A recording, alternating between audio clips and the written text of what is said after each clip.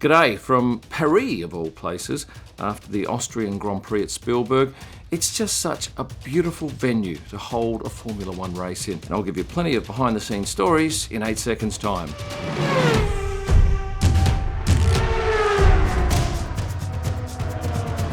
First up, I want to talk camping. I've never seen so many people camp around an F1 event.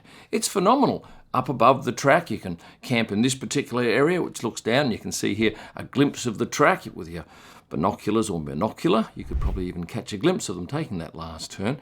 But so many people come for camping. Some in tents, some in larger motorhomes, but it's a real party atmosphere and it goes on into the wee hours. Although I can't think that it's too comfortable sleeping on a slope like some of these tents are here.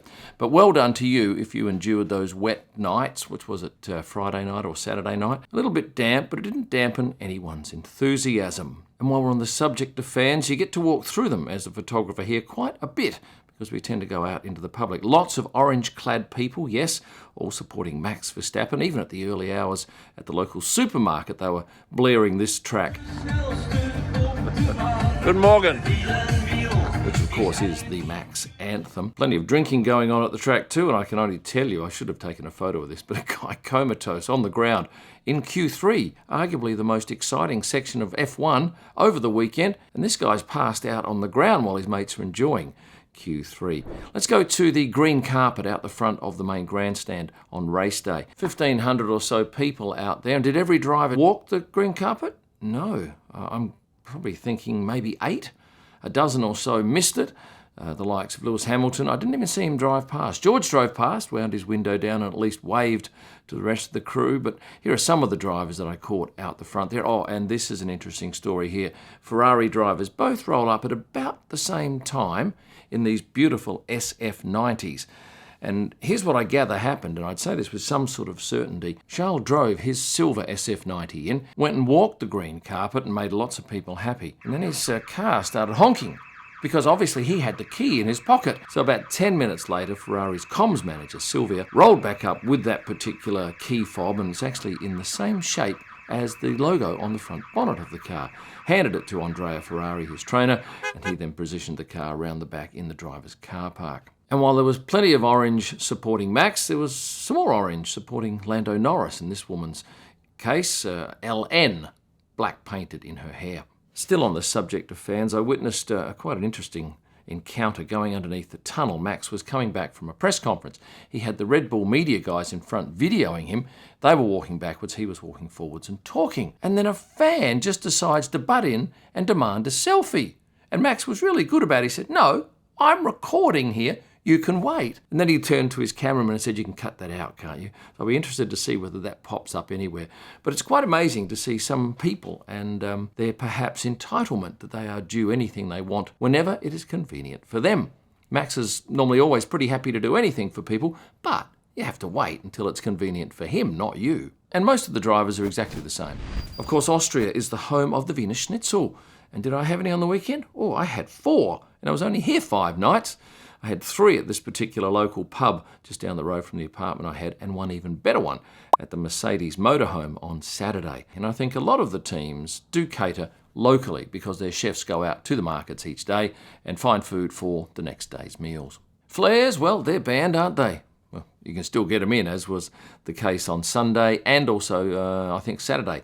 A few popped up in the crowd, but really very hard to stop them getting in. Parents and girlfriends-wise, who do we have? I can tell you I did spot Oscar Piastri's dad, Chris, who is quite a funny guy and obviously a fellow Australian. He comes to a lot of races and enjoys it up in the Champions Club with his, in this case, family, extended family here. And Oscar's British girlfriend, Lily, was also at the track. George Russell's parents, both Alison here with George's girlfriend, Carmen Montero Munt, and also his dad, who I didn't get a photo of, but I did see him walking away from me. And I think maybe a brother was there. I could be wrong. Watches, yes, some very nice watches, some quite expensive, others quite inexpensive, but very colourful. Lots of handbags to choose from for the handbags of the paddock. And shoes, my gosh, did we have a plethora of shoes to pick from. Photographically, this race is quite magnificent. And some of the factors that make it magnificent are the beautiful forests that surround the track. And it's quite dense forest, and I know I've walked through some of it. It's tricky to get around. Also at the final turn, we have the colours of the Austrian flag, painted on the ground. And the shots that we get from this rear angle here are quite lovely. And then you've got the orange-clad crowd. And these sort of shots here are pretty much reserved for days when there's a full grandstand, so primarily race day. And I love the rich colour that they bring to these photos, which of course you can go online at prostarpics.com and get digital downloads of any of my images that you see. Celebrities at the track? Yeah, we were a bit light on this race. The only recognisable person that I saw of any note was Gordon Ramsay, who backed it up after coming to the Montreal race. He and his daughter Holly were on the grid on Sunday. For those of you who follow me closely on Instagram, did you pick up that there were no posts for me on Saturday morning? Why?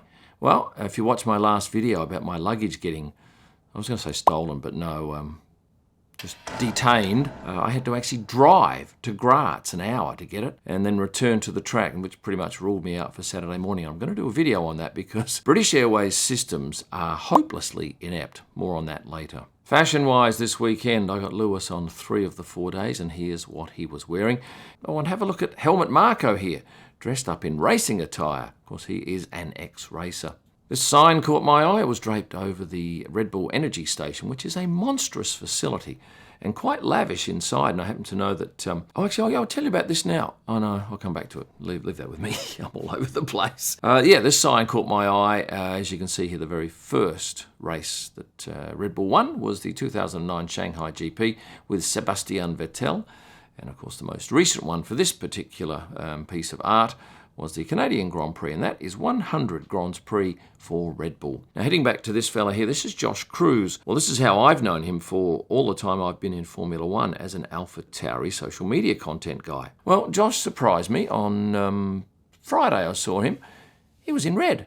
He's gone to Ferrari. And he did mention that he's gone from quite a lavish motorhome, which, when you have a look at this thing, it's unbelievable, to something a little bit more normal in the paddock with Ferrari. But it's an amazing opportunity for a young Australian guy, when I say young, he's mid-20s, to be working for arguably the most prestigious team in the paddock. Just a shame they're not winning more races. I'm sure Ferrari fans would be excited by that.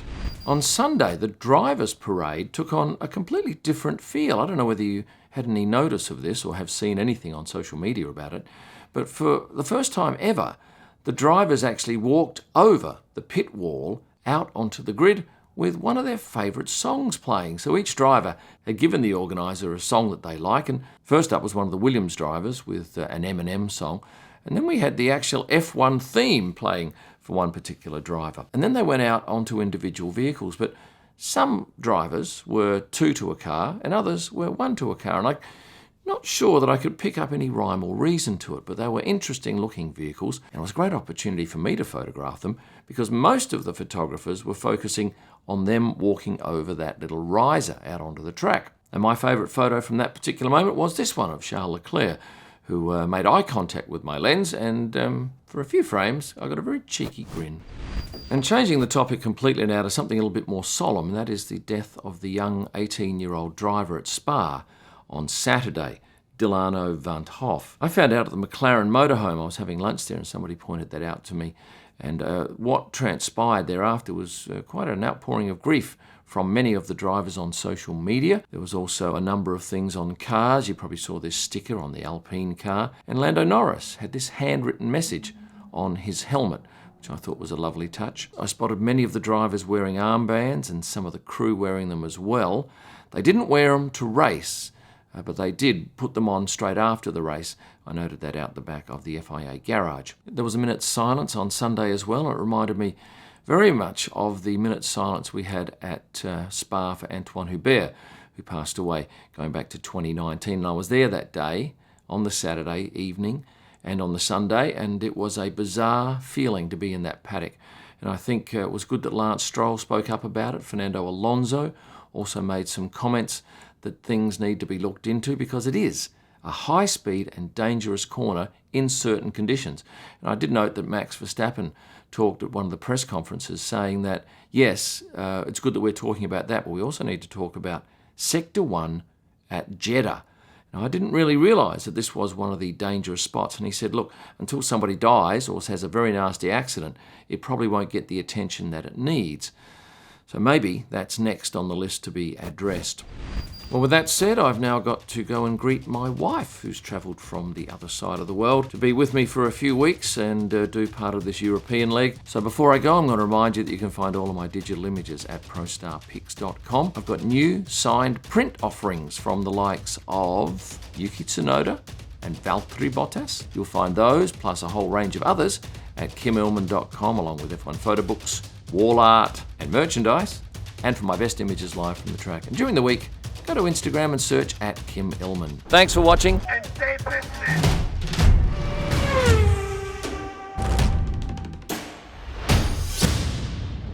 Nailed it. First take. Yes.